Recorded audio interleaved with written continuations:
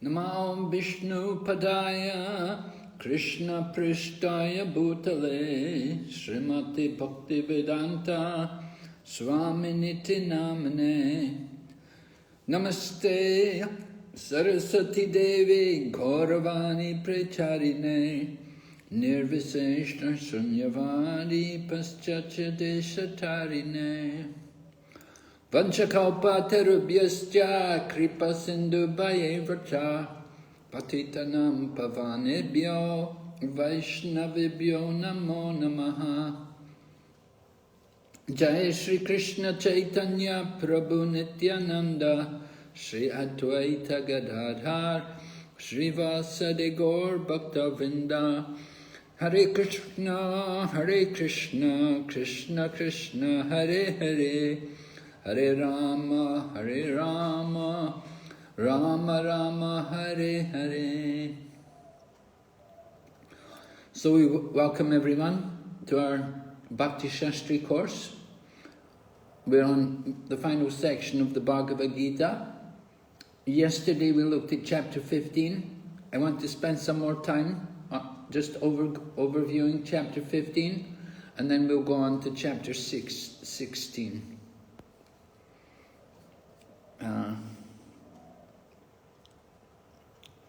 Maybe I'll share the screen and then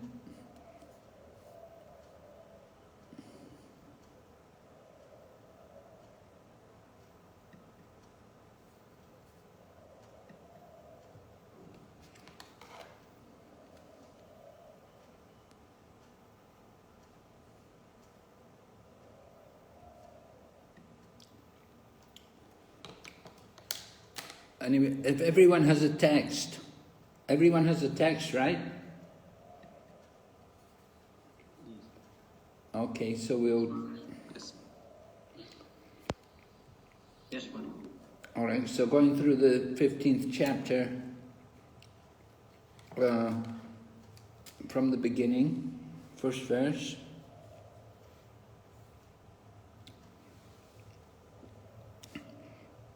The purport, Srila Prabhupada's purport, if we look at the third paragraph, paragraph number 3 of the purport,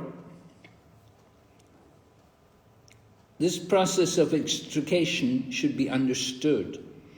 In the previous chapter, it has been explained that there are many processes by which to get out of the material entanglement.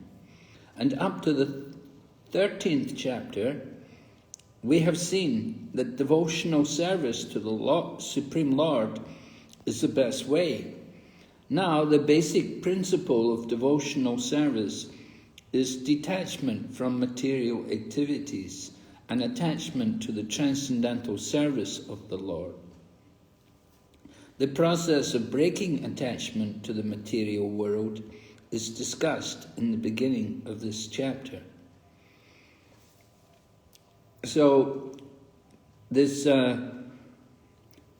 15th chapter connects to the 14th chapter. Remember, 14th chapter was describing the 3 modes of material nature. And hearing the 14th chapter, hearing about the 3 modes of material nature and how entangled we are in the modes, it's important for us to get detached. So as Prabhupada says, the basic principle of devotional service is detachment from material activities and attachment to the transcendental service of the Lord. So with this in mind, Lord Krishna is describing this imperishable banyan tree. Very special tree. Has its roots upward, branches down, and leaves are the Vedic hymns. One who knows this tree is the knower of the Vedas. So the different parts of the tree are important. We should be familiar with them. Right? We're told about the leaves are like the Vedic hymns. Prabhupada writes in the purport about the Vedic hymns, they're meant for elevating oneself. So, hard to understand how are leaves going to elevate ourselves? Anyway, the point is the beauty of the tree is there in the leaves. A tree without leaves is not beautiful. So the same way people become attracted to the material world, the beauty of the Vedas, the Vedic hymns, for enjoying.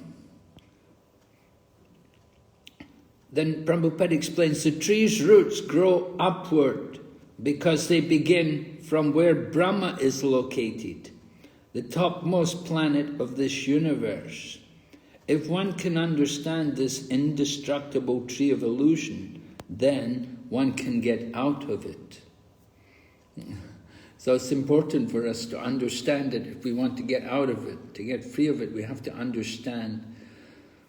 So the root is up, and we hear that roots are all the way up to, they begin from where Lord Brahma is located. And then different parts of the tree are identified. We should be familiar with the different, for example, the fruits of the tree. Prabhupada explains here, the fruits represent the results of the living entity's activities, namely religion, economic development, sense gratification, and liberation.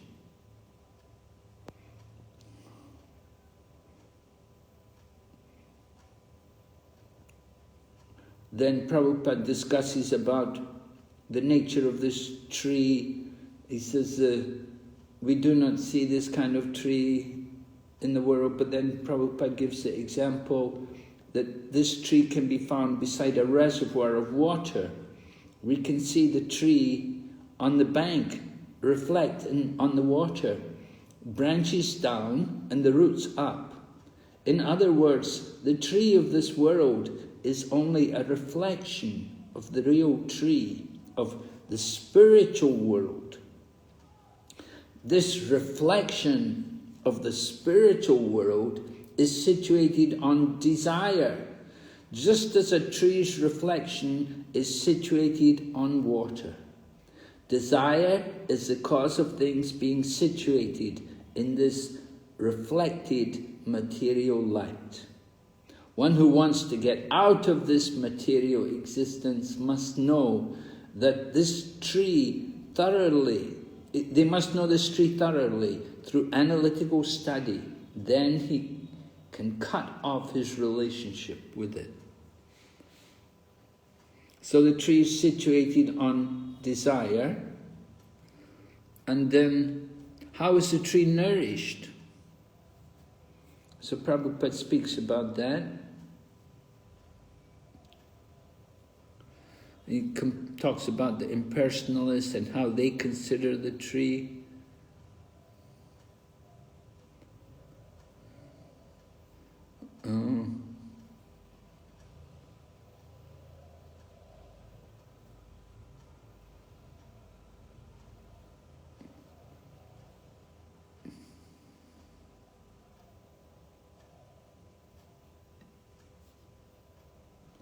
Okay, and the origin of the tree, the reflection is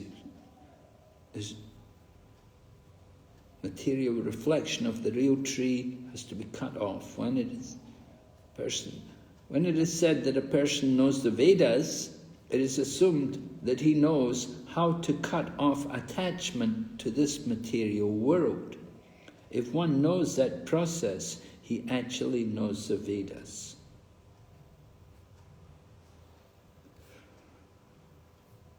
And then going on to text number 2, a little more information about the tree. That the branches are down, right?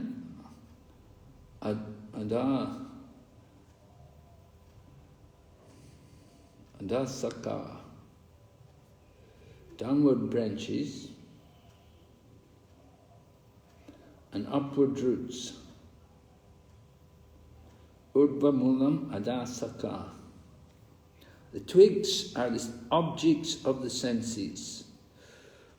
And the objects of the senses means taste, smell, touch, these things. And the tree also has roots going down, so it's not all the roots are up.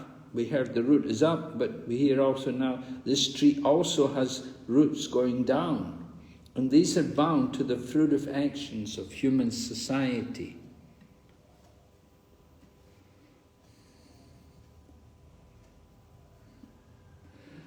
Then in the purport, in the first paragraph, Srila Prabhupada explains how in different parts of the tree, different living entities are situated. In the lower parts, there are variegated manifestations of living entities. Human beings, animals, horses, cows, dogs, cats.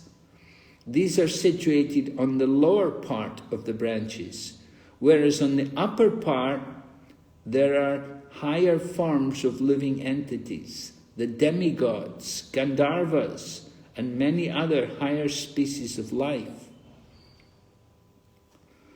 Then Prabhupada tells us how the tree is nourished.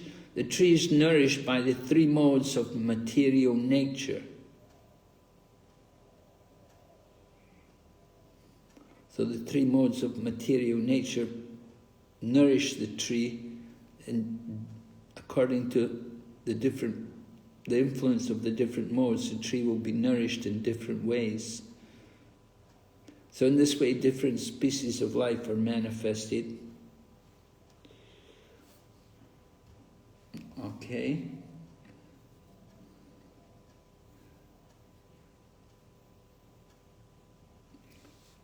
Prabhupada explains also the tendency towards piety and impiety are considered to develop from these secondary roots which spread in all directions.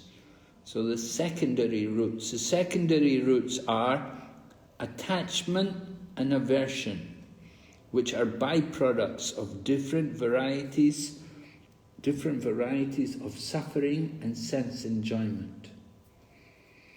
So we have secondary roots, and now then Prabhupada said the real root from Brahmaloka and the other roots are in the human planetary system.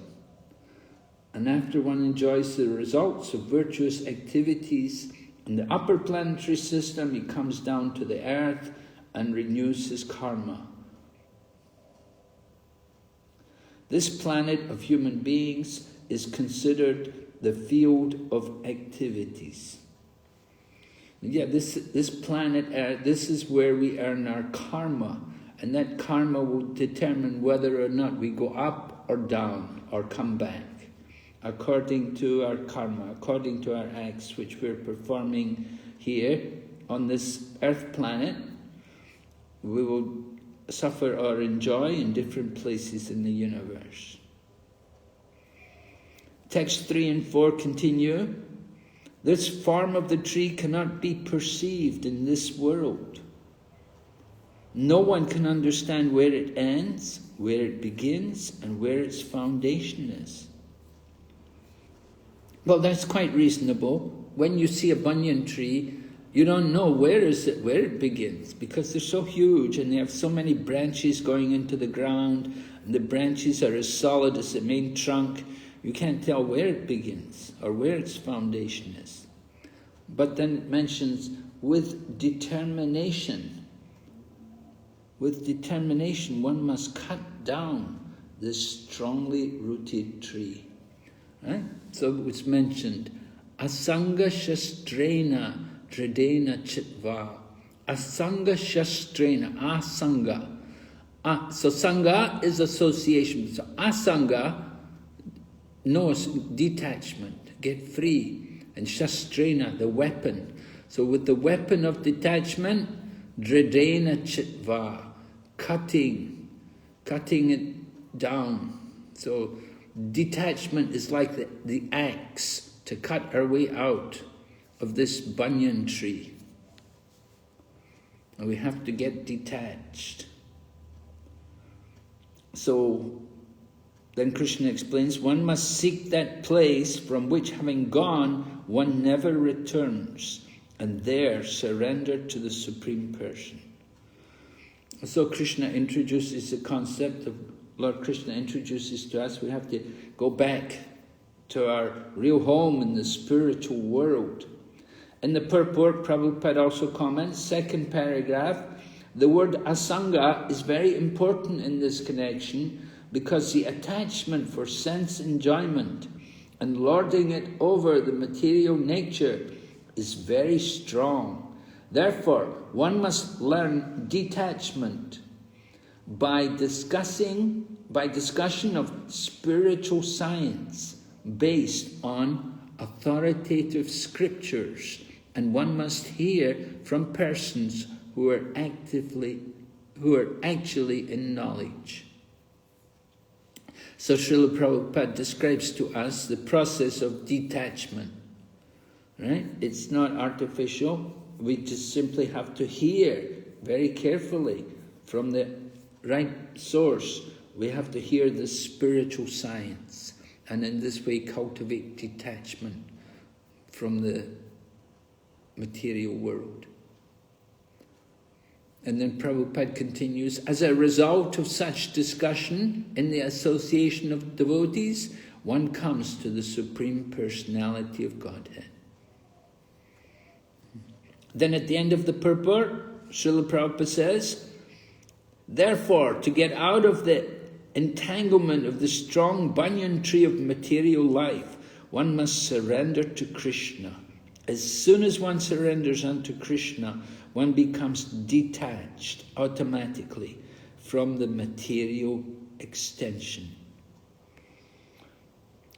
Then text 5 continues, describing the process of surrender. As Prabhupada said, we have to surrender. We want to get out. So Lord Krishna continues. What do we need to do to surrender? The surrendering process is described in text number 5. When one is free from delusion caused by pride, he can begin the process of surrender. So pride is the great enemy. Prabhupada says, pride is due to illusion. For although one comes here, stays for a brief time, and then goes away, he has a foolish notion that he is the Lord of the world. He thus makes all things complicated, and he's always in trouble. So, this is the nature of the proud person. So we have to be on guard, we have to be very careful to get free of all pride. We have that tendency, material nature, we become proud of our little contribution, our little bit of service. So Prabhupada goes on in the purport, he said, these faulty associations bind one to this material world. After this stage, one has to develop spiritual knowledge. One has to cultivate knowledge of what is actually his own and what is actually not his own. And when one has an understanding of things as they are, he becomes free from all dual conceptions, such as happiness and distress, pleasure and pain. He becomes full in knowledge. Then it is possible for him to surrender to the Supreme Personality of Godhead. So introducing the concept of going back to Godhead, Lord Krishna continues, text 6, describing his abode. How to get to that abode, or what that abode is like. He wants us to be attracted, he wants to tell us about it. Hearing about it, we should be attracted, we should want to go there. And he says, those who reach it never return to this material world. In the purport, second paragraph, first sentence, as long as a living entity is in this dark material world, he is in conditioned life. But as soon as he reaches the spiritual sky, by cutting through the false, perverted tree of this material world, he becomes liberated. So we want to come to this stage of liberation. We want to get out of this tree. And then Prabhupada said how we have to be captivated by this. But he also says, one cannot become detached from the attraction of the material world simply by dressing himself in saffron cloth. It's not just putting on saffron cloth. He must become attached to devotional service. So this is the idea. It's not just some make a show, I'm renounced. We have to genuinely become active in Krishna consciousness. Then text 7, an important verse describing the Lord's relationship with the living entities. And we're told how we're all eternal parts and parcels of the Lord, eternal parts, but due to conditioned life, we're struggling very hard with the 6 senses, including the mind. Why are we struggling? Would anyone like to say, why are we struggling with the 6 senses, including the mind? What's the problem?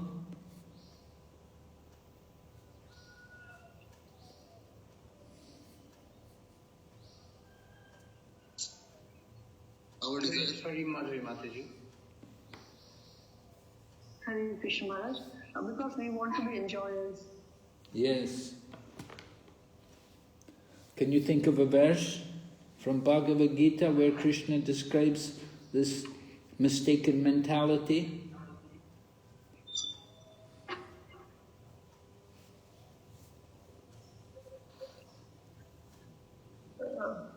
Is it Prakriti Kriyamana and Well, it might be. I'm not thinking of that one. I was thinking that in the 7th chapter, Lord Krishna describes, yet there is another nature of mind, which are all living entities. Right? Apariyamitastvanyam prakritim vidime param jiva bhuta mahabaho yedam daryate jagat. That we're thinking this world is for our exploitation.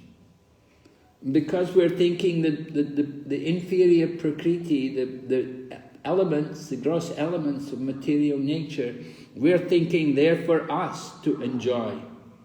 We're not understanding that the prakriti is Krishna's energy, and we are also Krishna's energy. Although we're superior prakriti, we have consciousness, but still the material world is not meant just for our enjoyment. It's meant for us to use it in the service of Lord Krishna. Right? But we have that tendency. And so that's why we're struggling. That's why this verse is, we can see Manashastani Indriyani Prakriti Stani Karshati. So Prakriti Stani Karshati, we're struggling with the material nature because we're trying to exploit. We're trying to enjoy what is not actually ours. All right? So, then in the purport, Prabhupada explains the secondary expansions, just like the secondary expansions of the Lord, they are all called the living entities. But the Vishnu Tattva is a personal expansion. Right? We're just living entities. We're not expansion. We're not like the Vishnu Tattvas. We're on a different level. We're much below the Lord, the Vishnu Tattva forms of the Lord, His personal expansions. We're just the living entities, separated expansions. But we have a relationship with the Lord. We do have a relationship.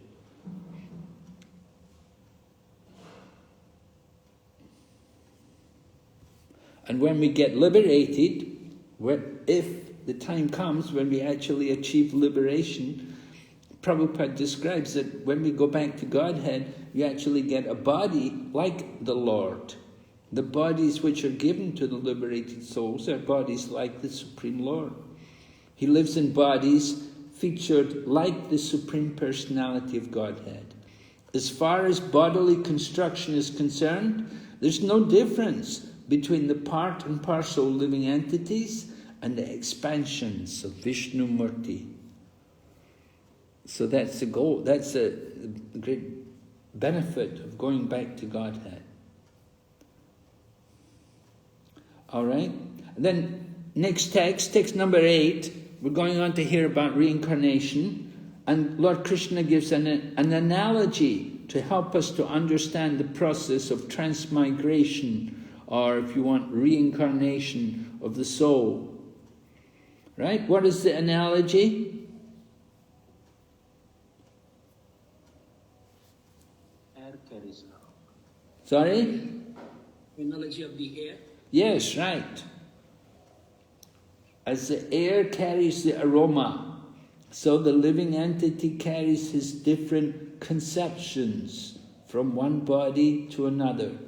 Right? These conceptions are carried in the subtle body which accompanies the soul into the next life. Thus he takes one body after another. Prabhupada explains, minute independence is there. The change his body undergoes depends upon him. At the time of death, the consciousness he has created will carry him to the next type of body. So it's up to us. Where do we want to go? And then text 9 describes how you take a particular set of senses, particular ear, eye, tongue, nose. We see different creatures, they all have these different senses. Some creatures have very powerful vision, they can see very far away, or they can see in the dark. And some have very strong ears, they can hear the slightest sound. Others have a very strong sense of smell. So Prabhupada explains here in the purport about consciousness. This is text number 9. On text number 9, Prabhupada is explaining about the consciousness. He said consciousness is originally pure, like water. But if we mix water with a certain color, it changes. Similarly, consciousness is pure, for the spirit soul is pure. But consciousness is changed according to the association of the material qualities. Real consciousness is Krishna consciousness. So Prabhupada explains briefly to us about consciousness. And then next text, Krishna goes on to describe how people cannot understand this. They cannot understand how we can quit one body and we have to take another body. But Lord Krishna does say, one whose eyes are trained in knowledge, he can see all this. The ordinary materialistic people are blind, they cannot see this. So training is required. Prabhupada says in the purport of text number 10, one who is trained to perceive all these things is very fortunate. Right? We say Krishna conscious souls, fortunate souls. Very fortunate to be born in a family of devotees or to come to Krishna consciousness. Very fortunate soul. At the end of the purport, Srila Prabhupada comments, a person in such knowledge can understand how the conditioned living entity is suffering in this material existence. Therefore, those who are highly developed in Krishna consciousness try their best to give this knowledge to the people in general, for their conditional life is very much troublesome. Yeah, definitely. Their conditional life is big trouble, so much trouble. So the devotees have compassion and they do their best to try to awaken them to understand this philosophy of Krishna consciousness, to bring them out of their ignorance. Text 11 continues talking about how people cannot see this, but Krishna says that the transcendentalist, he can see it all. Those whose minds are developed, they can understand, they can see what is taking place. Then text 12 goes on to describe about how Krishna is the maintainer, how Krishna is maintaining everything.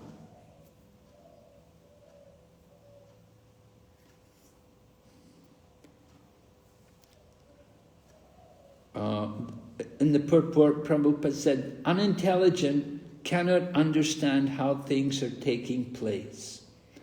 Right, they couldn't understand how we're giving up one body and taking another body. There's many things they cannot understand. So we will ask you, how is Krishna maintaining us? Can we have some examples? Can you think of some ways in which Krishna is taking care of us and providing for us? Yes?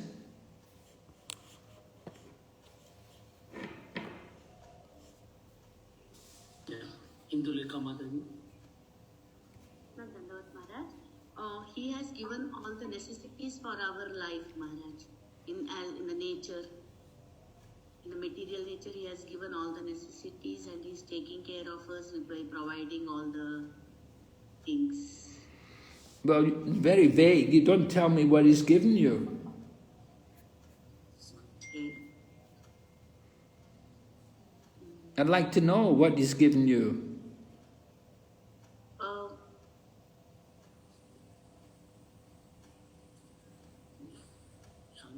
Indulika Mataji would explain.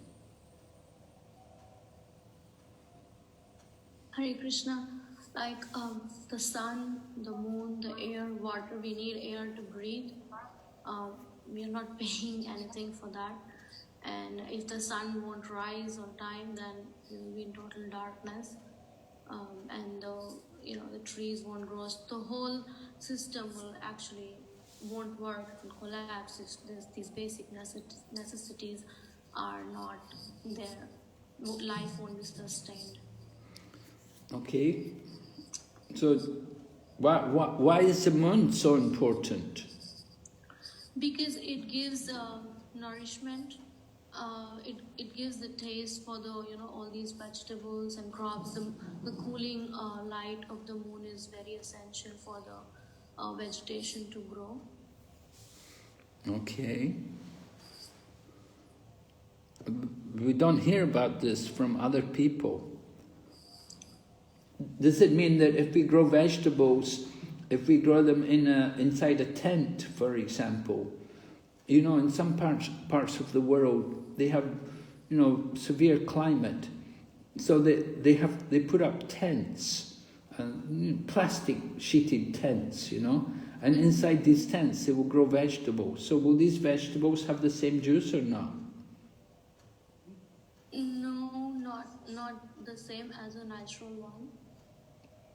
So it will be different. Yeah. And having said that is possible only to some extent. That's not going to happen, in the whole earth. How much can we do that artificial lighting and, that kind of thing may not be possible in each and every sphere of life. But then the sun and the moon is for everyone. All right. What about desalination water? We take water and take out the salt from it. We take water from the sea and just remove the salt. What do you think of that? I don't know.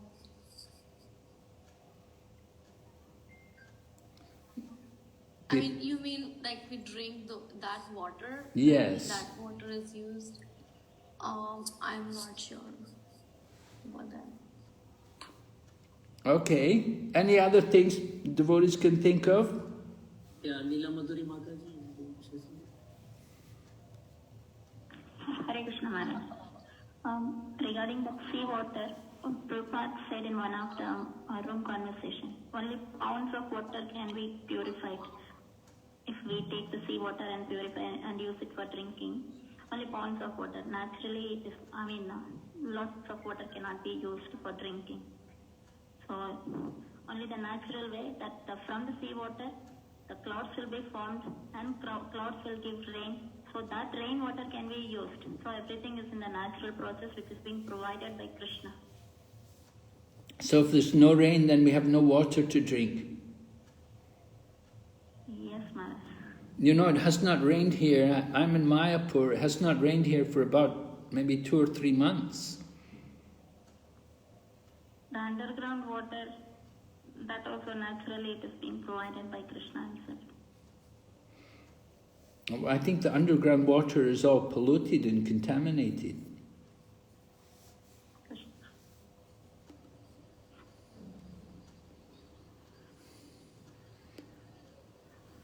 Anyway, we have to make arrangements. We have to store water. If you say the rainwater is good, then when it rains, then we have to store the water and keep it, right? And use it until it rains again. Yes, Maharaj. All right, thank you for contributing. Anybody else? Maharaj, in this connection, can I say something? Yes, please. First of all, this verse is teaching us our dependency on the mercy of the Lord. You know, Maharaj? Depending on the mercy of the Lord. Yes. Yes, all right. Definitely, we're dependent on Him. If He's maintaining us, we depend on Him for mercy.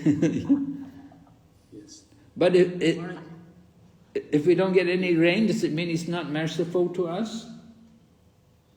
He is merciful, but depending on our karma, of the collective karma, certain places they have drought or...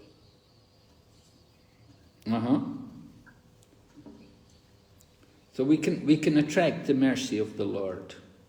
Yes, by surrendering to Him, we can attract His mercy.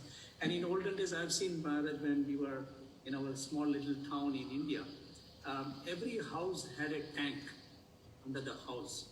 So during the monsoon period, they will collect the water, and that water is stored there, and it can be utilized during the summer and when there is no rain. All right. Yes. Yeah, we have to learn to be economical. Sometimes we're very wasteful. We have, running water taps everywhere. We'll leave the water running. We're very wasteful, very extravagant.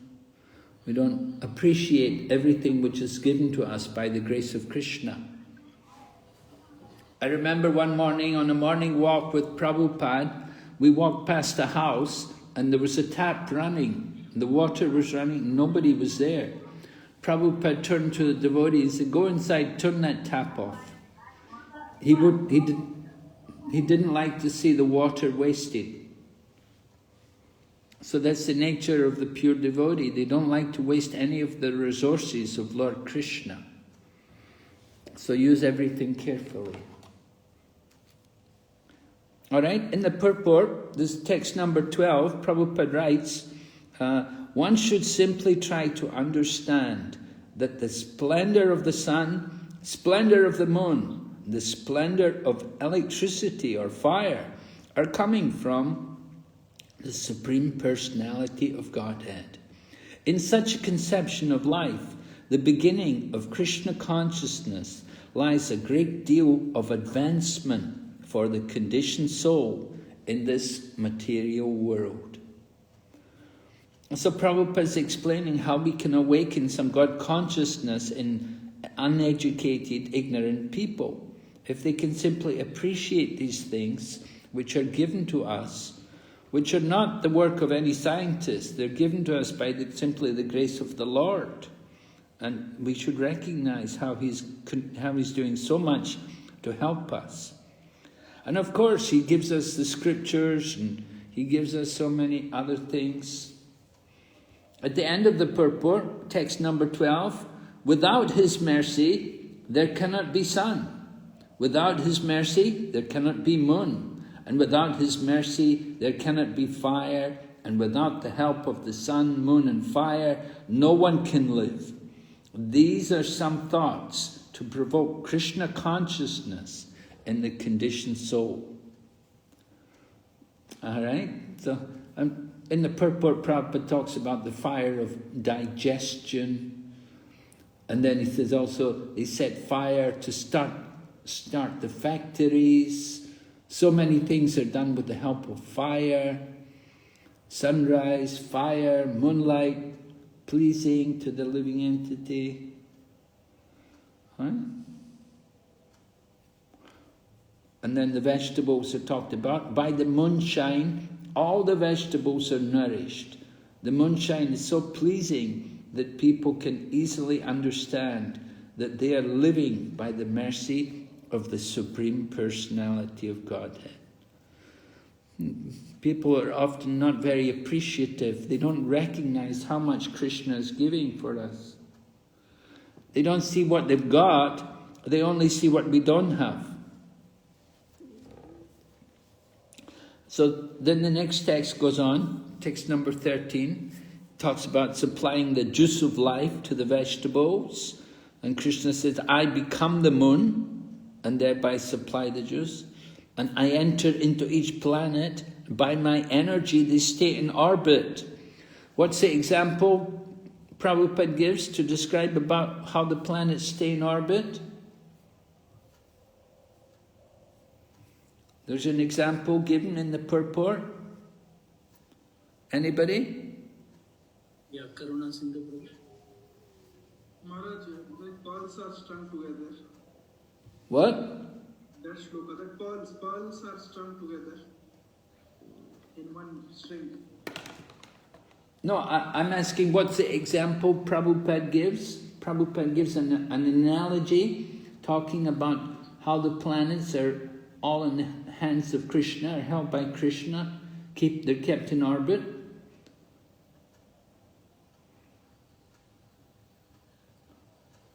The example? Is it not this one, Maharaj? That the pearl is strung with together with a thread or something. Is not the one? I'm not hearing clearly what you say. Maharaj, pearl is strung together. What? With thread. What comes together? Pearls. The string of the pearl. Oh, pearl. The pearls. No, that's not the example. I'm looking at the purport of text number 13. In the purport of text 13, Prabhupada talks about holding some dust in the hand, that he may pick up a handful of dust and hold it in the hand, right? But when he opens the hand, the dust will all fall to the ground. The dust won't just stay there, but Krishna keeps the planets in place. He said if someone holds a handful of dust, the dust is going to fall. If one throws it in the air, it will fall down. In the same way, the planets are floating in the air, but they're not falling down. They're not falling down because they're all held in the fist of the universal form of the Supreme Lord. By his strength and energy, all moving and non-moving things stay in their place. And so you could say, well, this is the force of gravity. Yes, this Krishna's power. We see gravity as Krishna's power. The scientists say, no, it's just natural, just nature. But whose nature? It's the nature of Krishna. It's due to Krishna's management, Krishna's supervision. In the purport, Prabhupada said, were it not for him, Lord Krishna, all the planets would scatter like dust in the air and perish. Similarly, it is due to the Supreme Personality of Godhead that the moon nourishes all vegetables. Due to the moon's influence, vegetables become delicious. Without the moonshine, the vegetables can neither grow nor taste succulent. So these are some nice ways to understand the Lord. Oh, there's a few more. Text 14. The fire of digestion in the bodies of all living entities. And I join with the air of life, outgoing and incoming, to digest 4 kinds of foodstuffs.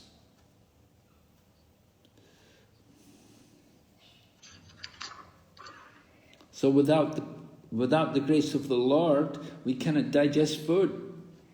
If you don't have good digestion, we have to pray to Krishna.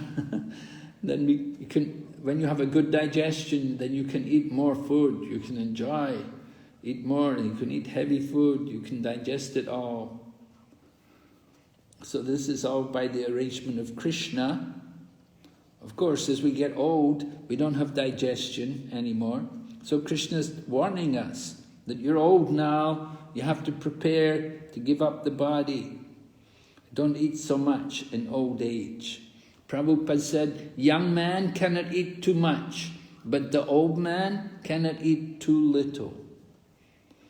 And so we saw Prabhupada, he was eating very frugally, very little, and he would always say like that. Okay, then text 15 comes up. Then, of course, it's a very famous verse, very well-known verse. We should all be familiar with that. And we discussed that quite a bit yesterday when we had the preaching application, how the Lord is in the hearts of everyone. So He's in the heart of all living entities. He directs us. He remembers everything. We don't remember. And He allows us to forget also. Sometimes we want to forget. Krishna allows us to forget. We heard yesterday, so we can enjoy more when we forget. And when we want knowledge, then Krishna also gives us. From the heart, Krishna will tell us, this is not good, or this is good. Go there, do that, this is very good. Or don't do that, this is no good. The Super Soul, the Lord in the heart, is speaking to us. But often we don't want to hear. We don't like to take His direction.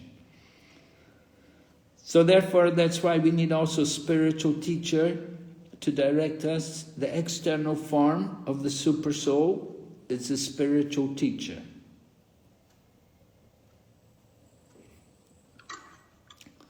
At the end of the purport, Prabhupada says, in this verse, the purpose of the Vedas, the understanding of the Vedas, and the goal of the Vedas are clearly defined.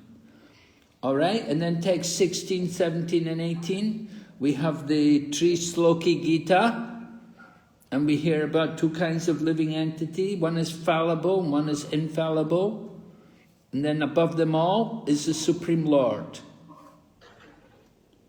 And then text 19 describes the process of devotion, that we should engage in devotional service without doubting. And then text 20, the conclusion, the goal of devotional service. Whoever understands this will become wise, and his endeavor will know perfection. All right, any questions at all on this chapter?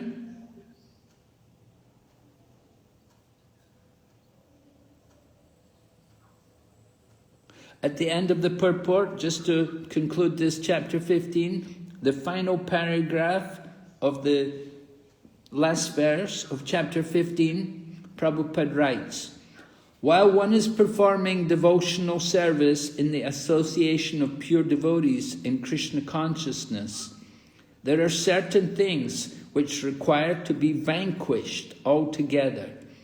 The most important thing one has to surmount is weakness of the heart. The first fall down is caused by the desire to lord it over material nature. Thus one gives up the transcendental loving service of the Lord. The second weakness of the heart is that one increases the propensity to lord it over material nature. he becomes attached to matter and the possession of matter. The problems of material existence are due to these weaknesses of the heart. In this chapter, the first 5 verses describe the process of freeing oneself from these weaknesses of heart, and the rest of the chapter, from the 6th verse through the end, discuss Purushottam Yoga. Alright, I'd like to go on to chapter 16, Divine and Demoniac Nature. Maharaj, you want to take some questions? Yes? Sachinandan Guru? Yeah, Hare Krishna Maharaj. So Maharaj, how are the first 5 verses speaking of the how to get rid of the weakness of the heart? Well, we were explaining that the banyan tree, that ashwata tree, the banyan tree is teaching us the importance of detachment, that we have to get out, right?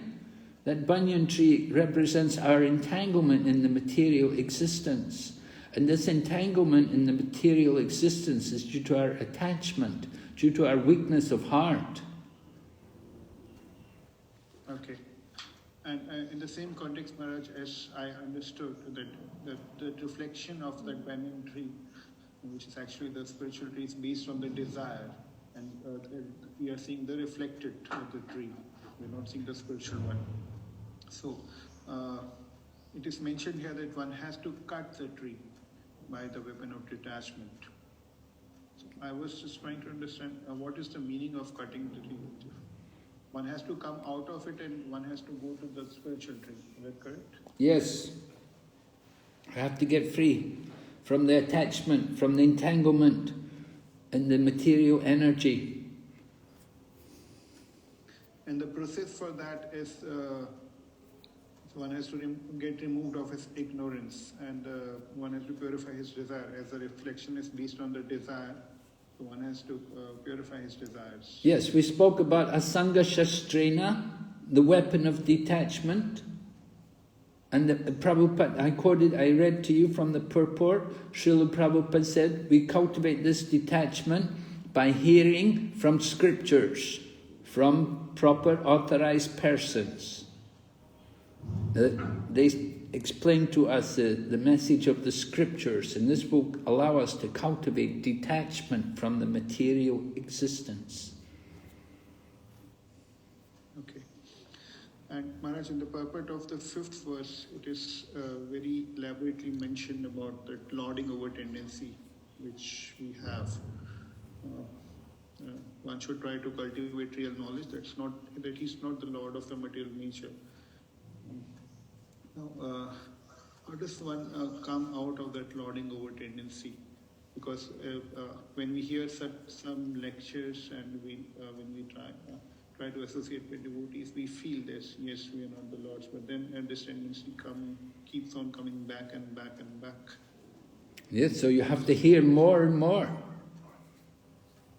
You have to hear more and more until it really begins to penetrate. Because if it keeps coming back, it means you didn't hear very well. So we have to hear more and more. It has to become part of our existence. Our whole consciousness and mindset has to change by hearing. So it requires more hearing. Just like when you have a very bad disease, you have to take a treatment for some time. It's not just hearing once.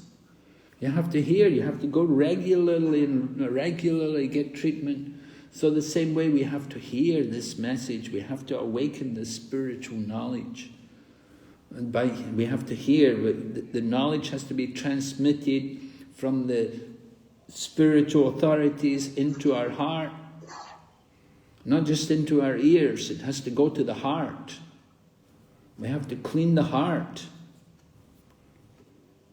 So it will take some time.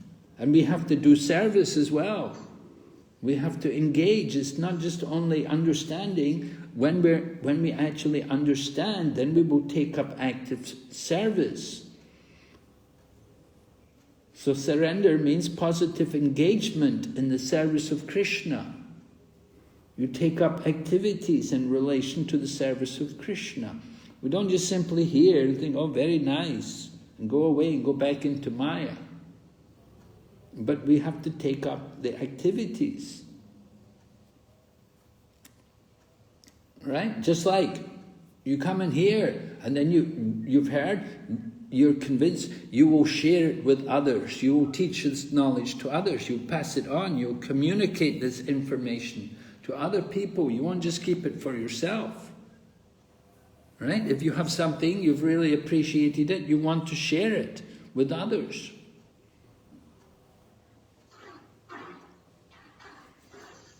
Yeah, thank you, Maharaj. Thank you. Maharaj, we have next Indulekha Mataji. Yes? Hare Krishna Maharaj, my question is from the 5th verse. Given that one has to cultivate knowledge of what is actually his own and what is actually not his own. What is the meaning of this, Maharaj? Because what is there our own, Maharaj? We own nothing, really. Well, certain things are given to us for the service of Krishna. Krishna gives you Krishna may give you proprietorship of something. He's giving it to you so that you can use it in his service. You have to take care of it. Just like we have... Body? Huh? Like body. Well, body. The body, of course, but and many other things also. You may have a family, you may have a home, you may have money. Your duty is to use it for Krishna.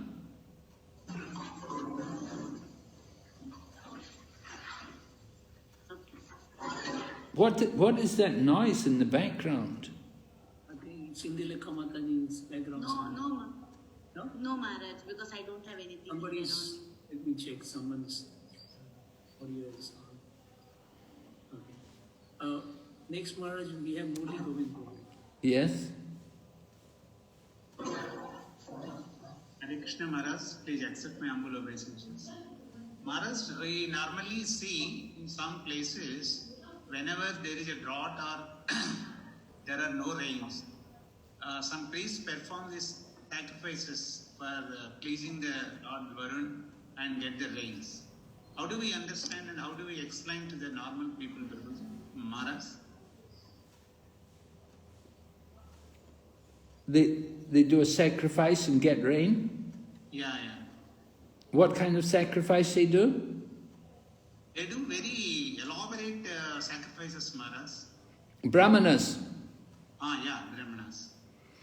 Well, we also, there was a drought one time in Andhra Pradesh, and the man in charge of the drought commission had written to Prabhupada requesting financial support to help feed the animals. And Prabhupada said, well, look, I'm coming there, and we will do a yagya. We will do the Sankirtan yagya. So Prabhupada came there with the devotees, and they had a big Sankirtan, and the next day it rained. And so the people were very appreciative. This is described in the Science of Self-Realization. If you read the Science of Self-Realization, the letter there from the man and Prabhupada's reply, and then the description of what happened.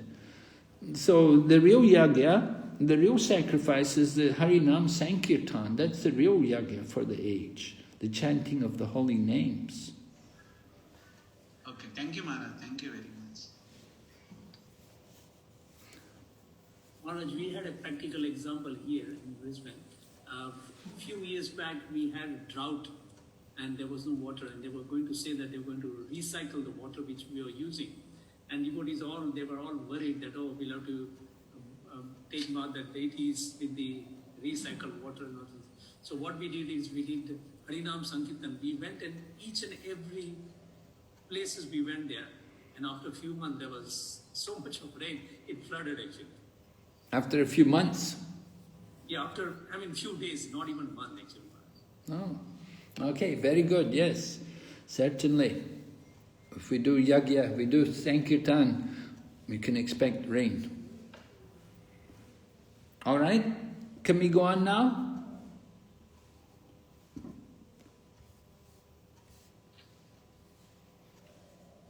Krishna Keshava?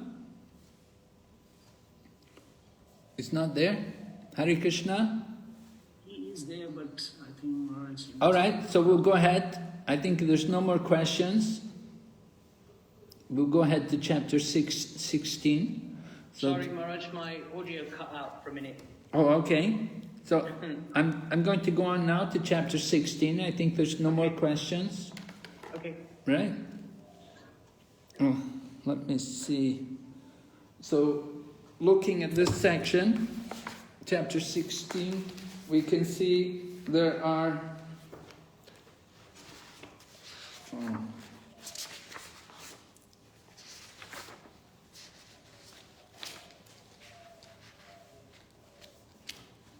there are 1, 2, 3, 4 sections. Is it three sections? Chapter 16, 3 sections. First of all, transcendental and demoniac qualities will be described. Then the demoniac nature, and then the results of demoniac activities, and the choice of elevation or degradation. The relationship with the previous chapter described. Chapter 15 describes the banyan tree of the material world. Right? In chapter 14 we heard about the mode of goodness and how we should try to cultivate the mode of goodness, and how it's not good to be in the mode of passion and ignorance. So how did that relate to chapter 15? In chapter 15 we told about the living entities higher up in the tree, right? The higher forms of life, like the demigods. They're like similar to the mode of goodness. And the living entities in the lower parts of the tree, you have the human beings, you have the animals, and like that, lower forms of life. So we're all passion and ignorance. Now chapter 16 is coming, and we have the divine and the demoniac qualities. So the divine qualities are the mode of goodness, and the demoniac qualities, they are the mode of passion and ignorance. So you can see the connection. 14, 15, 16, we have the mode of goodness being stressed, and we're being warned to try to get out of the mode of passion and ignorance. So Krishna is going to explain, first of all, the demoniac qualities and the mentality which drives one down to the lower regions, to hell. We'll hear about the divine, the demonic qualities and the divine. Let's see. So text number 1. Fearlessness, purification of one's existence, cultivation of spiritual knowledge, charity, self-control, performance of sacrifice, study of the Vedas, austerity, simplicity, non-violence, truthfulness, freedom from anger, renunciation, tranquility, aversion to fault-finding, compassion for all living entities, freedom from covetousness, gentleness, modesty, steady determination, vigor, forgiveness, fortitude, cleanliness, and freedom from envy are from the passion for honor. These transcendental qualities, O son of Bharat, belong to godly men endowed with divine nature. All right, so this is the beginning of the chapter. We're hearing, I think there's 26 qualities, divine qualities mentioned here. We'll read Prabhupada's purport. In the beginning of the 15th chapter, the banyan tree of this material world was explained. The extra roots coming out of it were compared to the activities of the living entities, some auspicious, some inauspicious. In the 9th chapter also, the devas are godly, and the asuras, the ungodly, or demons, were explained. Now, according to Vedic rites, activities in the mode of goodness are considered auspicious for progress on the path of liberation. And such activities are known as Daivi Prakriti, transcendental by nature. Those who are situated in the transcendental nature make progress on the path of liberation. For those who are actually in the mode of passion and ignorance, on the other hand, there is no possibility of liberation. Either they will have to remain in this material world as human beings, or they will descend among the species of animals, or even lower life forms. In this 16th chapter, the Lord explains both the transcendental nature and its attendant qualities, and the demoniac nature and its qualities. He also explains the advantages and disadvantages of these qualities. We're going to look at these different qualities, and we want to understand them. If you have your student handbook with you, there's a table with the different qualities. It's on page 76. On page 76, the divine qualities. Now, we should note these different qualities it's not that each and every quality is for everyone, but it depends on the particular position of the devotee. Just like, for example, the first quality mentioned here, fearlessness. Fearlessness. Now, fearlessness is not a quality which we would want women to cultivate so much, or even ordinary family men. But this is actually what's really meant for sannyasis. And Srila Prabhupada explains sannyasi means they should be fearless. They should be willing to go anywhere and just depend on Lord Krishna. Just like Srila Prabhupada could go to America with how much money? How much money did Prabhupada take to America when he went there? You know, he had like 30 rupees or 50 rupees or something. And then he sold some Bhagavatam to the captain of the ship, the Captain Pandya on the ship, Jaladuta. He gave him $20. And that was all the money he had. And Prabhupada said, $20 is just a few hours spending money in America. Even in 1966 or 66 when Prabhupada arrived, it wasn't a lot of money. $20 wouldn't pay a taxi fare nowadays. So Prabhupada just had this money. He was just depending on Krishna. So that is the mode fearlessness. The devotee is not worried about his maintenance, and he's not thinking, well, where will I get my prasadam, or where will I sleep? Oh, I need a nice room. Oh, I need this. No, that's not the mood of the sannyasi. The mood of sannyasi is just to depend on Lord Krishna, to go everywhere, preaching. So this is a quality. Fearlessness is meant for sannyasis. But then the next quality, purification of one's existence. That can be applied to everyone. Everyone should want to purify their existence. But of course, especially sannyasis, strictly following the rules and regulations. That's what sannyasis are meant to do. They're meant to show that example. They're very strict in their standards. Wake up early, go to the morning program, see the deities like that, take part in all the activities. This is the business of sannyasis. Cultivation of knowledge. Number 3, cultivation of knowledge. Again, sannyasis, that's meant, brahmacharis also. Brahmacharis meant to get good education, then they can go and preach with the sannyasis. Then charity. Number 4 says charity. And they put, this is meant for householders, grihastas. Grihastas should be charitable. Now, charitable is not just giving money. Don't think that, well, look, I'm poor, I don't have any money, I'm poor. But charitable means you can share whatever you have with others. Just like, you eat, you cook some food. So Prabhupada said, householders, they should invite guests to come. They should bring guests to their home to eat.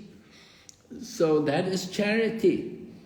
Food is ready in my home. Anybody is hungry, come and eat.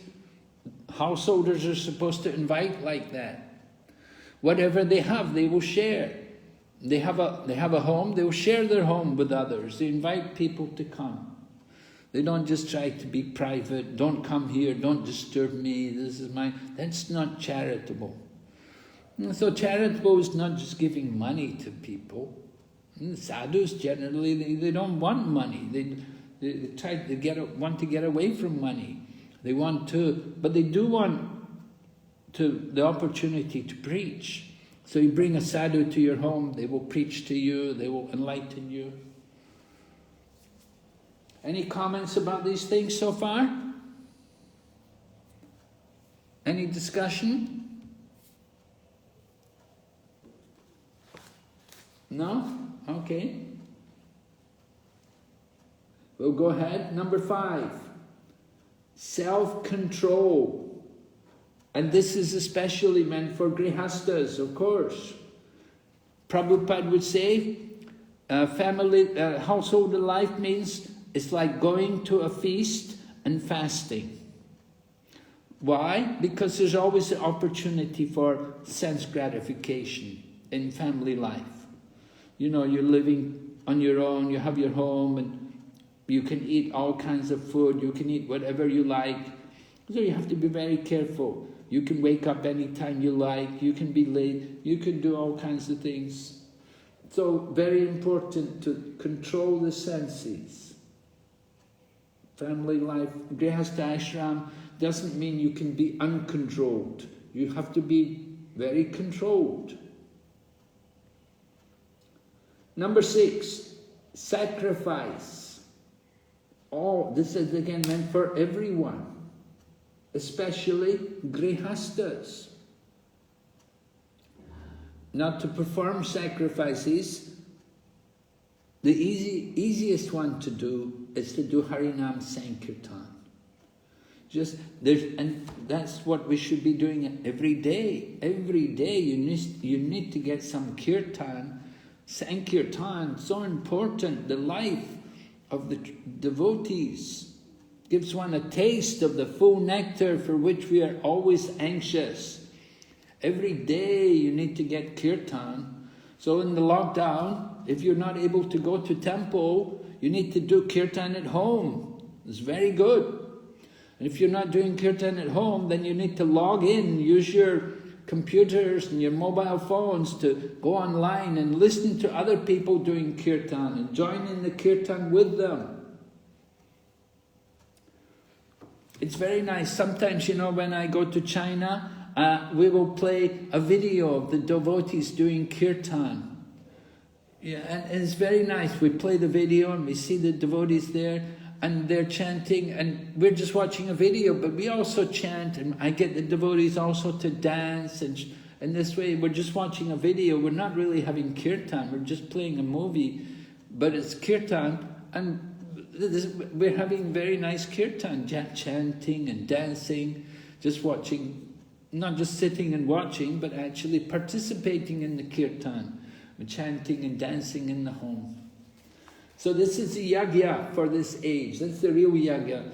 Of course, grihastas like to do other yagyas.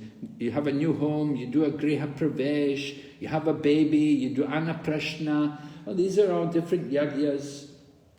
Okay, you can do those yagyas too, but the real yagya is Sankirtan. Right? Number 7, Vedic study. This is meant especially for the brahmacharis. Student life, they should spend their time studying scriptures. So the young men, young women also, good for them, study and learn. If they learn well when they're young, when they grow up, they will not forget. They can learn so many things. Young age. One time Prabhupada was coming to America and the reporter asked him, he said, all of your followers seem very young, Swamiji.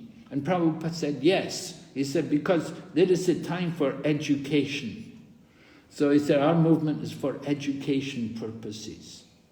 Very important. Young people, they need to get this education. They need to have regular classes. They need to hear more. They need to take part in these studies. You know, even young people can take part. They can do this Bhakti Sastri. It's not necessary that you have to be a certain age. Many people young people, they can also come and take part. If they're literate, if they're able to write, they can also come and do the course. Number 8, austerity for everyone, especially vanaprasthas. Of course, sannyasis also, but everyone can do some austerity. Human life is meant for tapasya. That's Lord Rishabhadev's teaching, austerity. Austerity in the sense that, you know, simple living, controlling the mind and senses. Don't be a sense gratifier, live in luxury, live in so much opulence, but try to live simply, keep it simple, basic. Don't be extravagant. Especially vanaprasthas. They're still in family life, but they're cultivating detachment. So austerity is purifying. And later on, when we do chapter 16 and 17, we'll hear about austerity in the mode of goodness. How we can purify ourselves by austerity through hearing the scriptures and through reciting prayers. Many different ways in which we can practice austerity of the body, the mind and words. Worshipping the spiritual teachers, that's also an austerity of the body. And speaking the truth and making it also palatable. This is all different kinds of austerity. We'll hear about this in the Bhagavad Gita. We still have to do that. Number 9, simplicity. For everyone, simple and straightforward. Don't be political. Don't try to hide the truth. Number 10, non-violent. For everyone. Non-violence means, of course, we mentioned before, not speaking any unkind words to others, speaking words which are pleasing and truthful.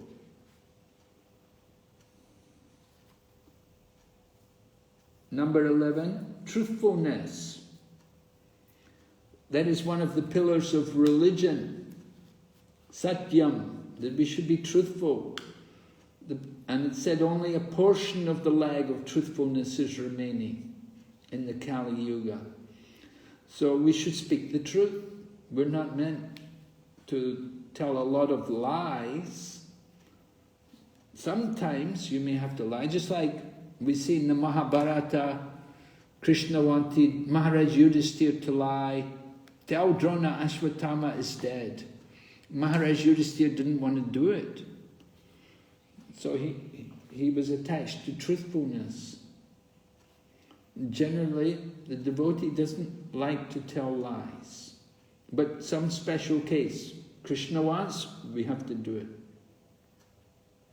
Number 12, freedom from anger, everyone. It's one of the gates to hell. Number 13, renunciation for everyone. Not just sannyasis. Everyone should be renounced. Renunciation means using everything in Krishna's service. Right? Rupa Goswami taught us yukta vairagya. renunciation, nirbandha Krishna sambandhe yukta vairagya uchate. That actual renunciation is to use everything in the service of Krishna. Then tranquility for everyone. We should be unaffected by disturbing emotions. Be peaceful, be equipoised. These things are mentioned. Then number 15, aversion to fault finding. This is one of the anarthas, dirty things in the heart. We don't want to make a habit of finding faults with people. We want to see our own faults. Don't see faults in others. See good in others and see faults in ourselves. Don't make a habit of finding fault. It makes so much trouble. So many problems come from this. Number 16, compassion for all living entities. Again, these are for everyone. Compassion. How to show compassion for living entities? We like to give prasadam, that's very good. We can also give the holy name. Chanting of the holy name is a very good way to show compassion on everyone. Let them hear the chanting of the holy name. And if there's an opportunity, we can also give spiritual knowledge. Number 17, freedom of covetousness.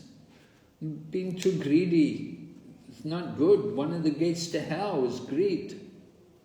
So try to avoid that.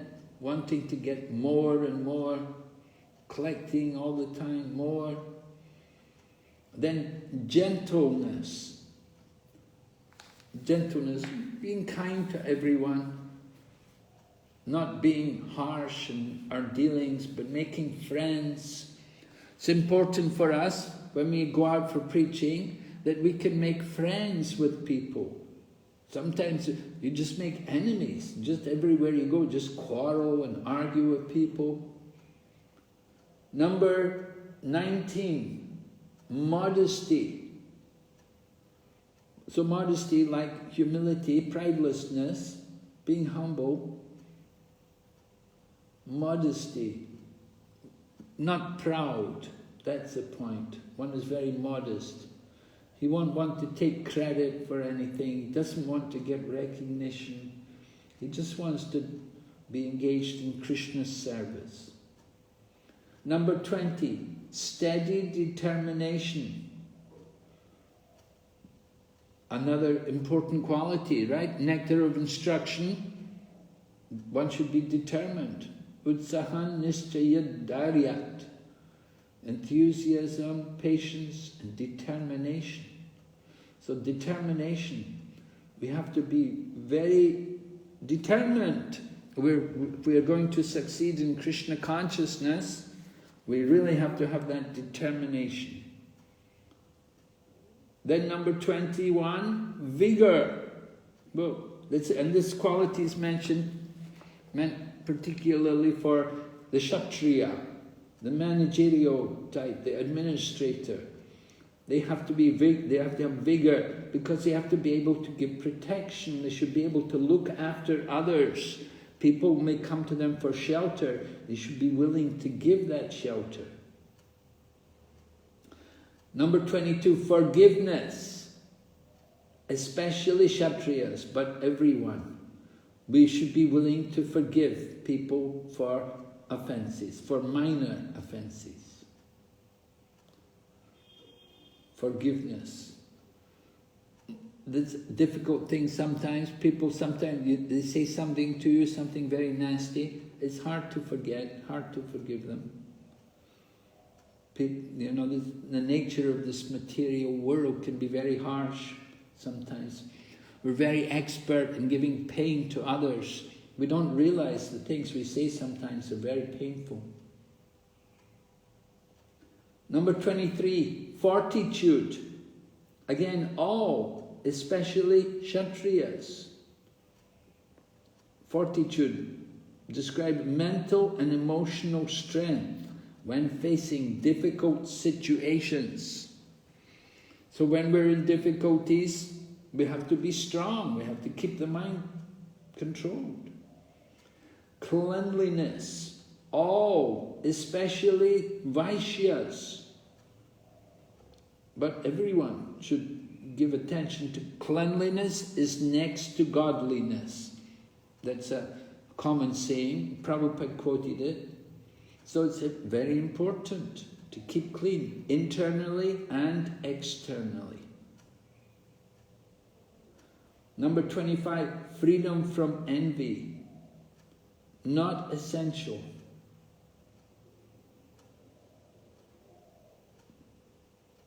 Oh, not resentful of another. Sorry. Freedom from envy. One is not resentful of others. It's for everyone. And finally, freedom from the passion for honor. All, especially Sudras. We should respect others. So, I'd like give you a little exercise, what you can do. Pick a quality, one of these 26 qualities, pick one quality, and then tell me, how are you going to cultivate this quality? What are you going to do? What activity can you do which will help you to cultivate this quality? Do you understand what you have to do? I'd like each of you to do it individually. Pick one of these 26 qualities. Try to pick a different one from the person, if you're sitting with somebody else. Do it different, But pick one quality from these 26 and just tell me, how are you going to go about cultivating this quality? What are you going to do? For example, if we were to pick cultivation of knowledge, okay, and maybe I'm going to take Bhakti Sastri course, or I'm going to go to Bhakti Vaibhav, something like that. So just give you a few minutes to think about this, and you can all write down something, and I'll come back to you. I want to hear from you.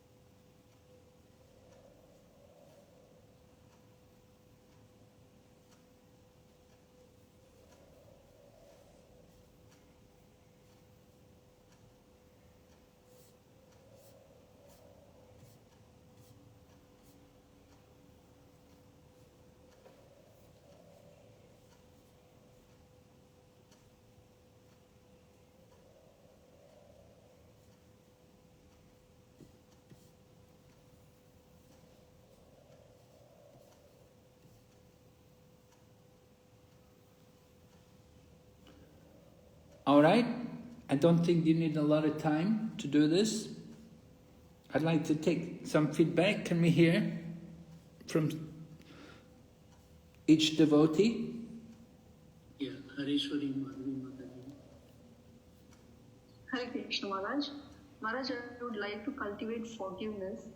So, practical ways, what I thought of is by always remembering that everything and everyone is part and parcel of Krishna. And the second thing is try to remember that everyone is behaving in a certain manner because of the modes of nature. So it's like not willingly they are doing, but because they are forced to do until certain modes of nature. And also by reciting the shloka Tattvam Kampam. So I think in that case I should be able to cultivate forgiveness. Oh, I think you picked a very interesting quality. Yeah, the quality of forgiveness. Very, very challenging one actually, to try to cultivate this forgiveness, because we do have that nature that we want to, you know, if somebody wrongs us or something bad happens to us and we feel somebody was responsible, we may have some hate for them, and so it's very, very, very difficult actually to cultivate this forgiveness. But you've come up with some strategy for it. Very nice, very interesting. You can recite Tattenu Kampang, and we can try to remember Krishna conscious philosophy, thinking about whatever happens, you know, maybe we deserved it, right? Yes, Maharaj. One time Prabhupada was giving a lecture, and a man was listening to the lecture. At one point in the lecture, he stood up and he began to shout abuses at Srila Prabhupada. And he shouted a lot of abuse, and then he stormed out.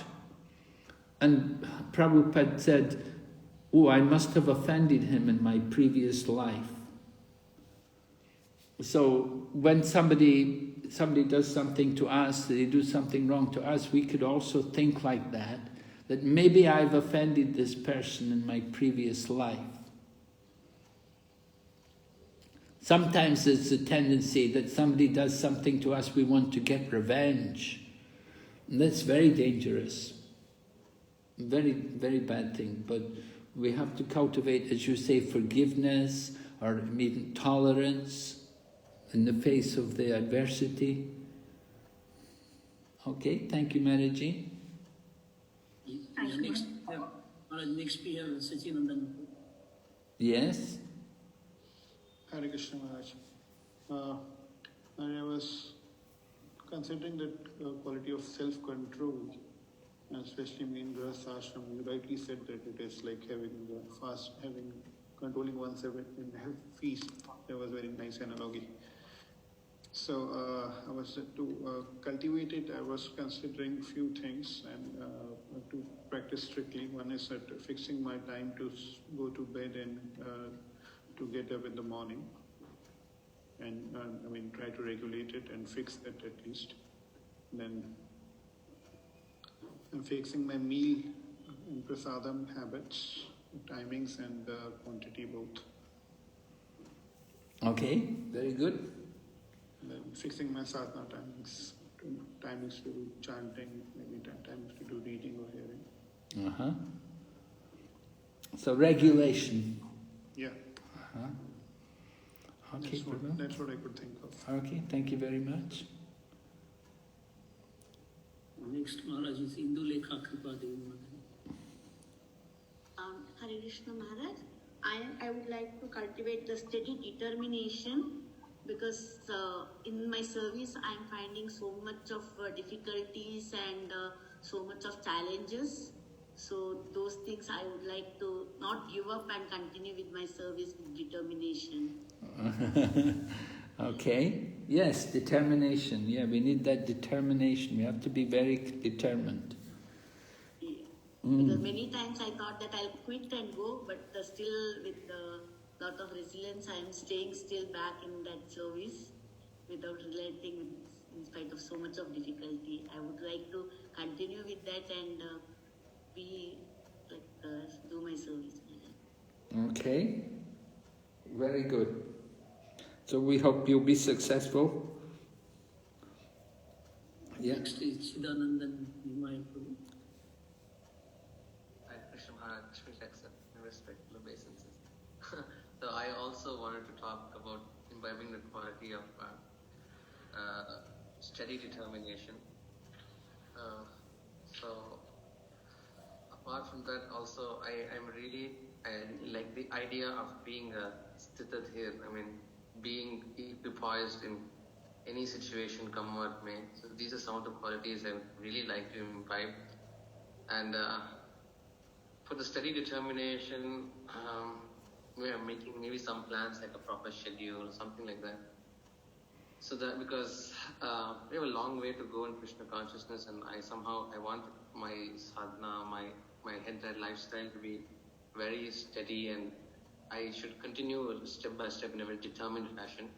So maybe if you can give me some tips on how I could be very steadily determined and also be equipoised in any situation. Well, a lot depends on association. You have to be in the right place with the right people. Then it certainly can make it a lot easier for you to be determined. If they're also like-minded, if they're also similar, then it's very helpful.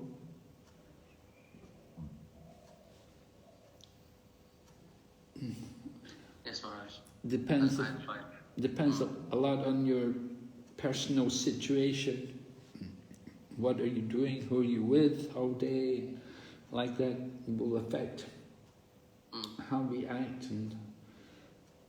But as much as we can, determination, well, we have to make commitments, and sometimes even make vows, even like that, just like when we become devotees, when we take initiation, we make a vow, to do these things. We have to try to keep these vows. We want to become very, very fixed in these things, that I made this promise, I have to do it. I have to stick with it. So sometimes like that, you have to renew your vow, renew your commitment. And sometimes, as you say, you could keep sadhana charts and checking, have a monitor, have somebody who's a monitor who understands your nature and who knows what your weaknesses and your challenges, and then they can check on you. You need to put yourself under some kind of authority who can really watch over you and check you. Right. That can also help you to be more determined. If you know you have to be responsible to someone, then you become more cautious, more serious. Yes, Maharaj. Okay. Thank you, Prabhu. Maharaj, we have Saurabh Prabhu. Yes. Hare Krishna Maharaj, General Pranam. Maharaj, few years back, I was writing a devotee's quality journal, and it helped me with 5 qualities which I have given out of these 26 qualities. What I used to do was, I write qualities of my 15 companion devotees, 1 quality a day, and in correspondence to that, I was also writing the application of that particular quality which I can apply in my life, and I used to contemplate on that particular quality for a day. So it helped me with 5 qualities: aversion to fault finding, that is 15, gentleness, modesty, forgiveness, and freedom from envy. So this is how I was helped before, and I maybe incorporate that plan in my life in few days. Okay, Prabhu. Very nice. So every day you have a different quality for 5 days, is it? No, for 15 devotees, I have chosen 15 companion devotees, Uh-huh. and I used to write 1 quality a day for each devotee. Just 1 quality of any devotee for 1 day. 1 quality for each devotee. Not for each devotee, Maharaj. Just it was like a roster. So after 15 days, another devotee come. It's the same devotee come. Oh. Just 1 quality of any devotee. And work on it for 15 days. No, Maharaj. Like I used to write a quality of a devotee for 1 day, and used to contemplate on that thing, and used to make my mind to how I can practically apply that thing at least for 1 day. Oh, for 1 day. Uh-huh. Okay. And it helped you, huh? Yeah, at that time it helped, Maharaj. then I forgot about it, and I can again start that. Okay. Okay, I just want to read a little bit to you from the purport here, the end of that purport for text 1 and 3, 1 to 3, the final paragraph. Prabhupada talks, he said, all these 26 qualifications mentioned are transcendental qualities. They should be cultivated according to the different statuses of social and occupational order. The purport is that even though material qualities or material conditions are miserable, if these qualities are developed by practice by all classes of men, then gradually it is possible to rise to the highest platform of transcendental realization. Okay, and Prabhupada also picks up on the term which is given here at the end of the text number 3, abhijatasya, that it refers to one born of transcendental qualities or godly tendencies.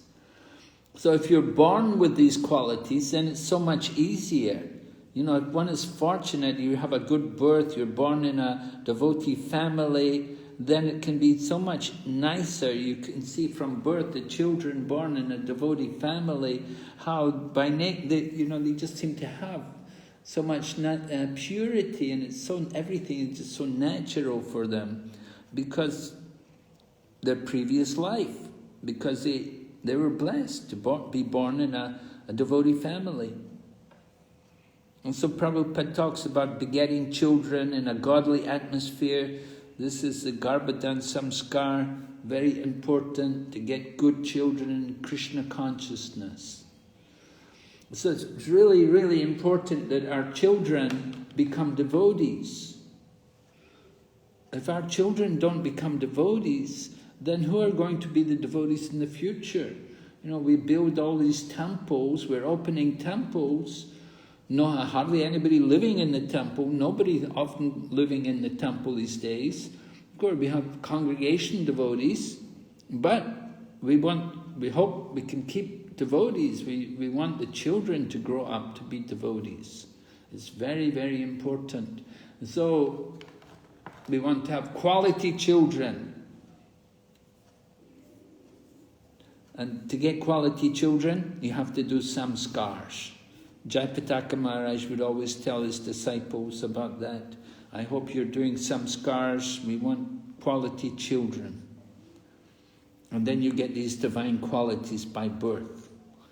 And if you don't get them, then what happens? Text number 4 describes what happens when we don't do the samskars. Text number 4, pride, arrogance, conceit, anger, harshness, and ignorance. These qualities belong to those of demoniac nature, O son of Pritha. So we were talking about pride in the previous chapter. So here it's there also, not only pride, arrogance, conceit, anger, harshness, ignorance. They're not pleasant things. These things are very unpleasant. And this is the demoniac nature.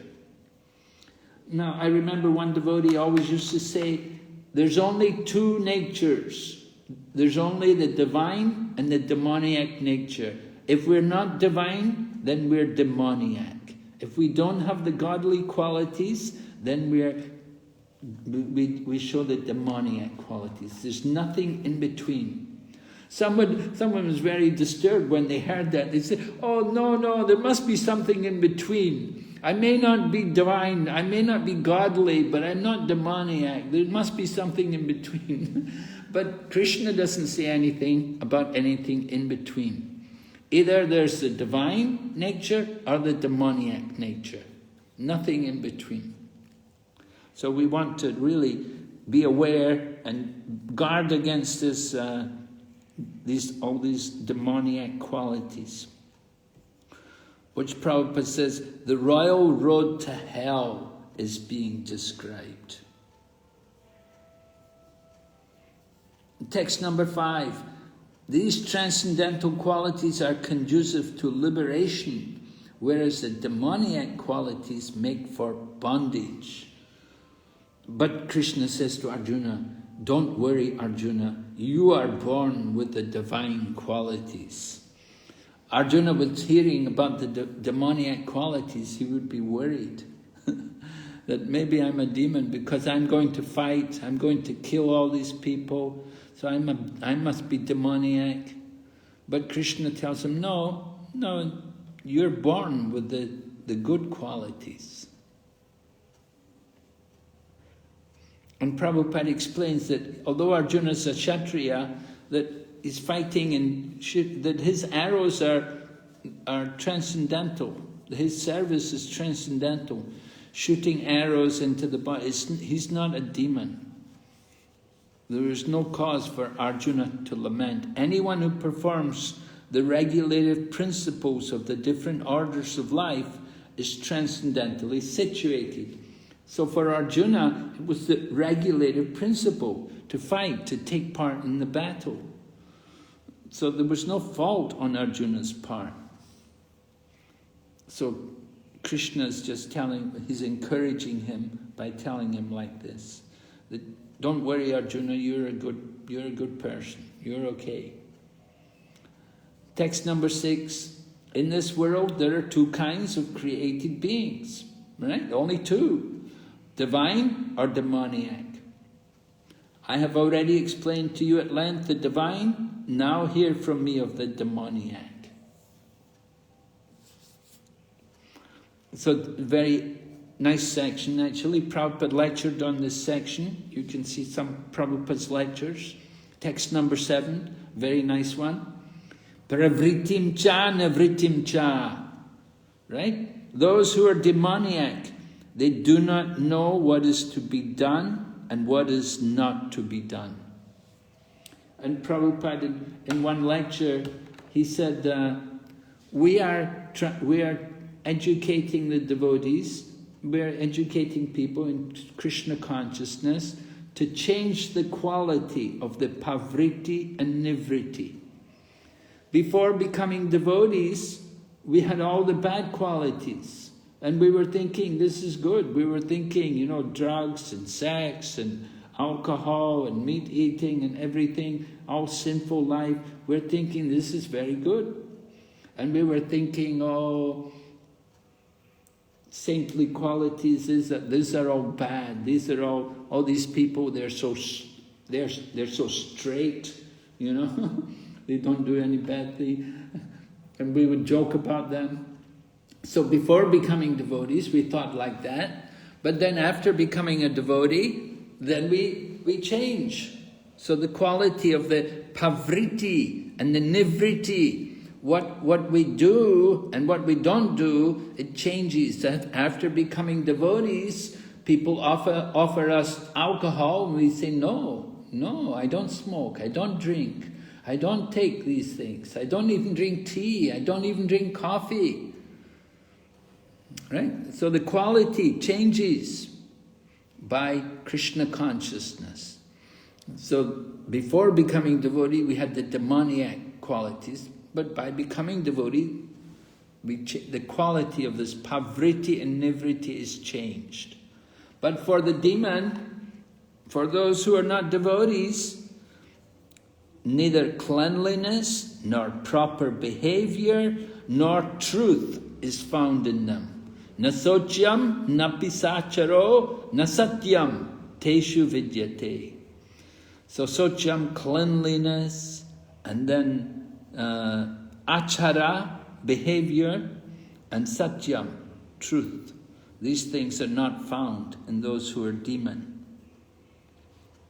So the Prabhupada gives an extensive purport on this verse, because it's a very good verse, very powerful verse for preaching to people about the demonic mentality here.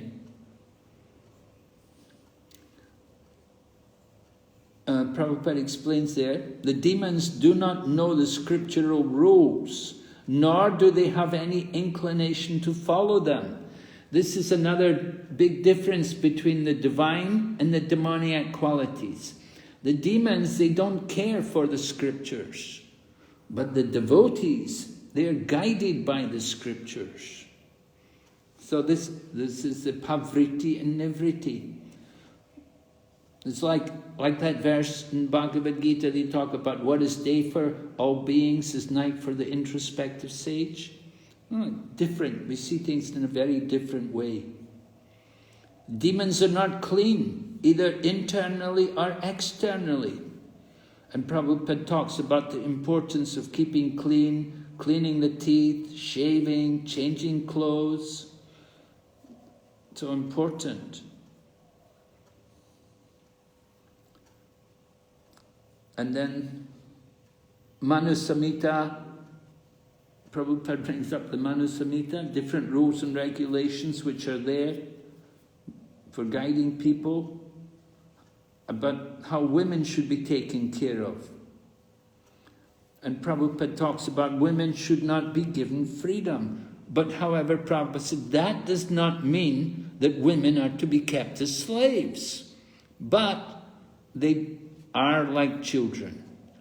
Children are not given freedom, but that does not mean they're kept as slaves. The demons have now neglected such injunctions, and they think that women should be given as much freedom as men. However, this has not improved the social order of the world. Actually, a woman should be given protection at every stage of life. And so Prabhupada talks about this. Of course, this is very controversial. Maybe some of the ladies who are here today are not happy to hear this. But usually, the point is, women like to be protected. That's the important thing. And one thing which doesn't help the protection of women is when they have to go out to work. When they go out to work, they have a career, they work in the big office, they're surrounded by men, they work with a lot of men. It's not a very healthy situation for the chastity of a woman to be in that kind of situation, working with a lot of men all day, and come home at night, tired, and irritable. And so these are problems. In Kali Yuga nowadays, women all work practically. Even I see in India a lot of women also working. But it's not actually the best thing. Women should be able to take care of their children.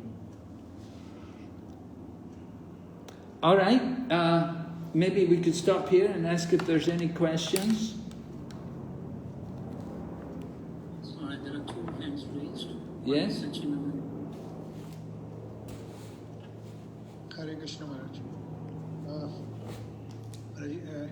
As we were discussing about this Manu Samhita and women's, they should be given protection, should be given freedom. This is a huge, I feel that this is a huge topic of discussion current days also, because feminism and all those things.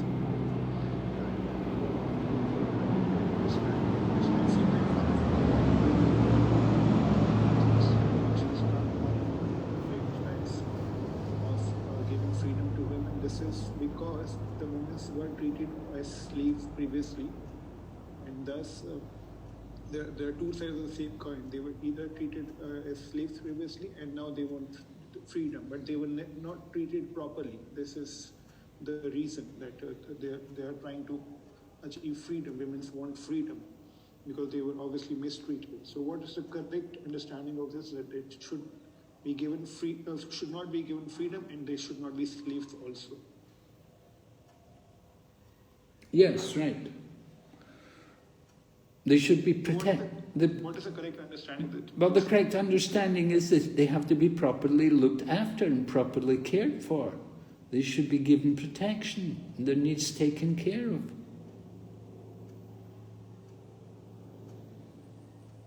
But nowadays, the modern women, when you give them the concept of being a housewife, they rather repel it because they do not like that concept. They want some liberations, they want equal laws for them, and they want the freedom because they feel like suffocated at home. So this is the usual conception of modern women.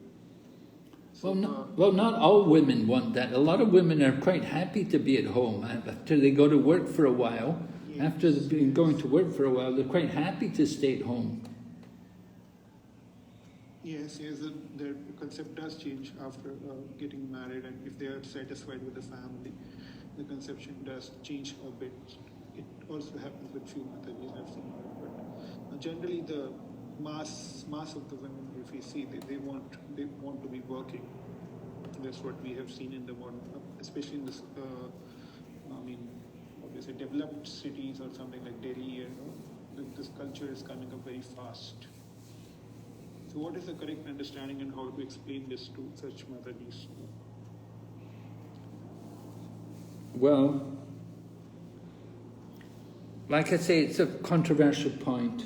You know, if a woman has already been indoctrinated into that kind of lifestyle, if they've already got a taste for what they call modern living and the high life, you know, and associating with a lot of men, then it might be very difficult to change them or convince them that their situation is not very good. What should actually happen is people should be brought up in that kind of understanding, that they should see their mother at home and they should also want to be at home. They should want to be married and have children and take care of their children, not that they go off to work.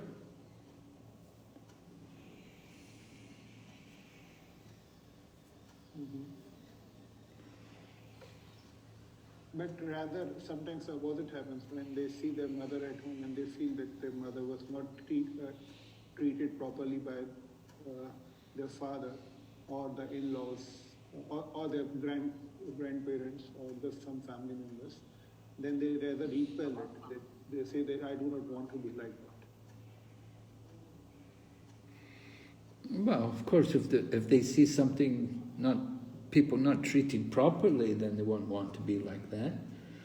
So we have to make sure people are treated properly. Then only they can be happy.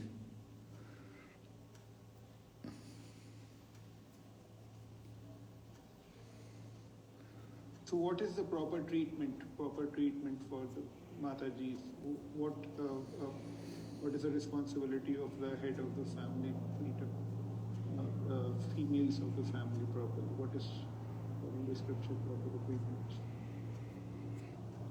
Well, the head of the family's got to look after the family. He's got to meet his responsibilities, his commitments, make sure everyone is kept happily engaged and that they're taken care of, their needs are taken care of.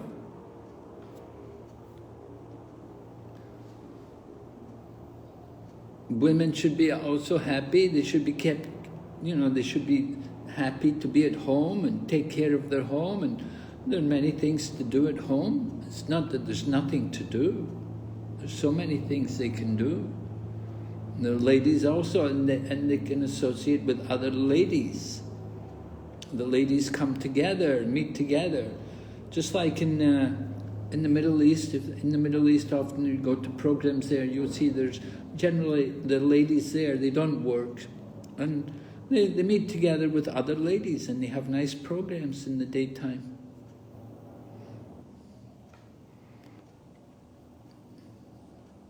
Okay.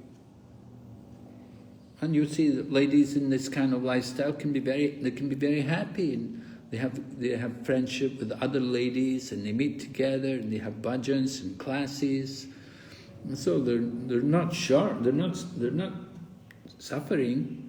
They're very happy. They don't want to go to work. They wouldn't think of it.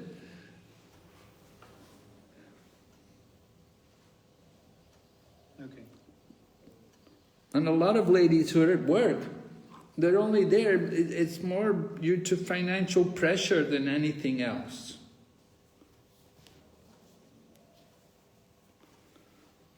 The problem comes, the financial pressures, the needs.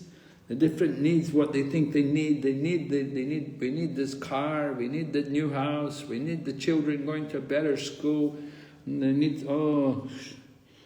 what they think they need. And to get it, they work. And they go off to work, working all day.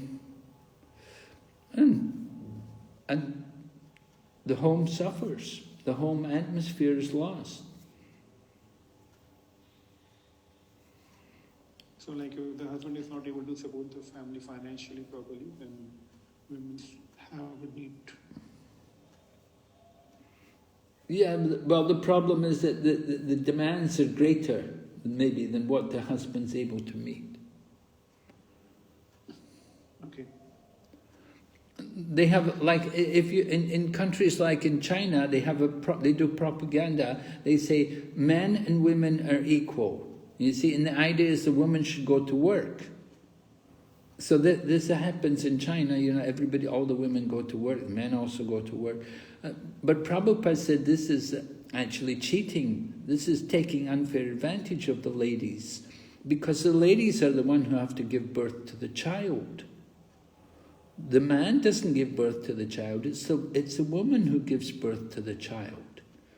And she's also and if she's also going to work, and she's going to work and she's carrying the child, you know, then it's not very easy for her. It's very difficult. And because women go to work, that's why you have things like people, I don't want a child, they have abortions, and so many other things they do so that they don't have children. It makes a very demonic civilization. Right? Yeah, thank you much. Just another question from another topic, if I can ask. Yeah. This is regarding the divine and demonic qualities. As we're discussing about the demonic qualities, I was just considering one is generally a mixture of both divine and demonic. Sometimes the divine one comes up, or sometimes the demonic one comes up. So you mentioned that one can either be divine or he can either be demonic. Yes. He cannot be in between. But generally we see that in our own character, in my own character, I see that I'm somewhere in between myself. Sometimes. Well, sometimes we display the divine quality, and sometimes we display the demon. It's like there are two in our heart. You know, like two wolves in the heart. One is the good wolf, one is the bad wolf. So, which one is going to be prominent will depend which one we feed. You know. Sometimes the demon comes up, sometimes the devotee comes up. And so we're like that. We're always trying to struggle with the two sides. That's why Lord Chaitanya was told by Lord Nityananda that in this age you have to be merciful. In previous ages, Krishna killed the demons, but in the Kali Yuga, he cannot kill the demons because the demon and the devotee are both in the same body.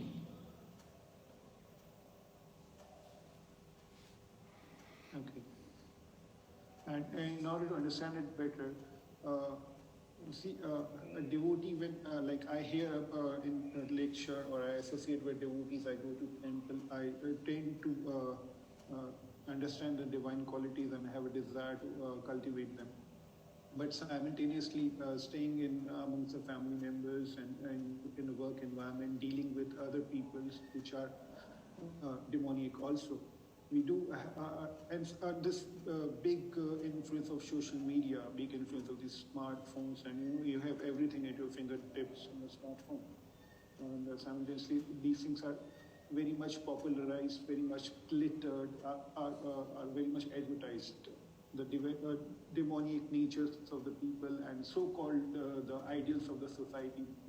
They be the cricket stars, may they be the movie stars, may they be anyone. They are very much popularized and they have a lot of glitter, which is also very alluring. So, how does a devotee, how is one able to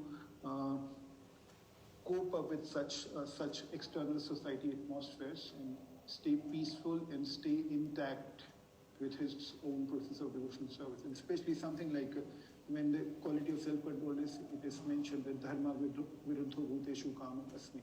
No, it is obviously not feasible, or they do not even wish to have this desire of the people with demonic quality. But simultaneously, if one is in grihastha ashram, talking of this thing, it is very difficult. It becomes very difficult if one is living in a society in which such things are talked of being impractical, or such things are talked of being not possible. Also, so devotees also tend to have that they may be in the scriptures, but this is impractical in this age. Yes, so we have to protect ourselves. Every day we have to have a good sadhana. You have to have a good morning program. You have to wake up early. You have to sit and chant the holy name. You have to study scriptures. You should be careful about what you eat. Only eat prasadam. Like if you have a good morning program, it will give you the strength to protect yourself. Just like, you know, now there's a lot of disease and dangers of this virus, and you have to protect yourself. How do you protect yourself? Proper diet, and also association. Don't get too close, social distancing, all these things. So the same is true in the spiritual path. You want to protect yourself. Don't get too close to all these things. Don't get too entangled with them. Do good sadhana. Keep yourself regulated, regularly chanting and hearing. Then you can protect yourself. Just like doctors and nurses, they have to deal with all these things every day. They're very careful to protect themselves. So we're also devotees, we have to protect ourselves, guard against this contamination. Right? Thank you. Thank you. Any other question? Yes, Maharaj, we have still 3 more hands. Okay. The next one is Indulekha Maharaj. Hare Krishna Maharaj, my question is that you said that we should have nice devotee children and all in the family.